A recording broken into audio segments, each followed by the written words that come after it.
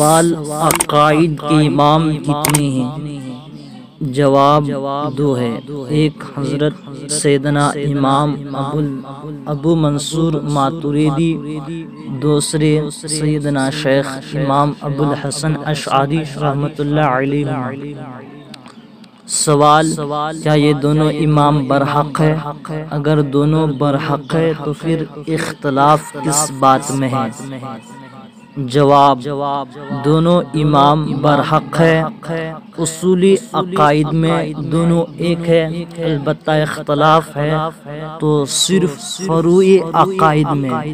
ان کا اختلاف ایسا ہی ہے جیسا شافعی حنفی کا اختلاف، بلکہ محققین ان اختلافات کو بھی لفظی کہتے ہیں، حقیقی نہیں۔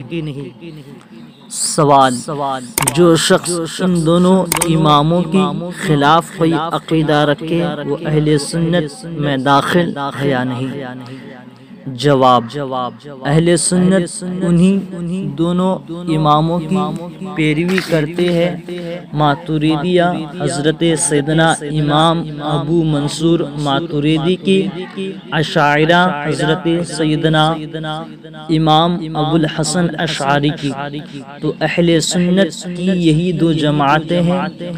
جو ان کے خلاف کوئی عقیدہ رکھے اور وہ عقیدہ حد کفر تک پہنچ جاتا ہے تو وہ گمراہ ہے، اگر حد کفر تک نہیں پہنچتا تو وہ گمراہ ہے، اور اگر حد کفر تک پہنچ گیا تو وہ کافر اہل سنت سے خارج۔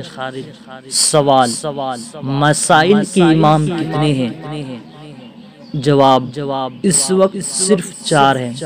ایک امام اعظم، دوسرے امام شافعی، تیسرے امام مالک، چوتھے امام احمد بن حنبل۔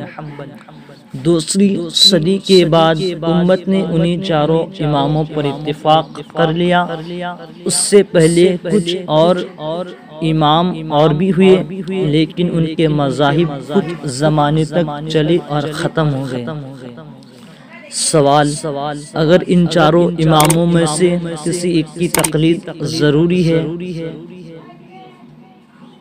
جواب: ہاں، مسائل شرعیہ پر عمل کرنے کے لیے کسی ایک امام معین کی تقلید ضروری، ورنہ وہ شرعیت پر عمل کرنے والا نہیں ہوگا بلکہ اپنی خواہش پر عمل کرے گا اور گمراہ ہوگا۔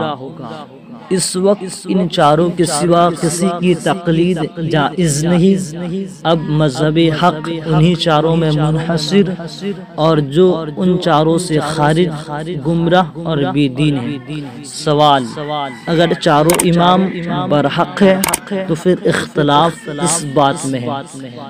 جواب: چاروں اصولی عقائد میں متحد ہے، اختلاف صرف فروعی مسائل میں۔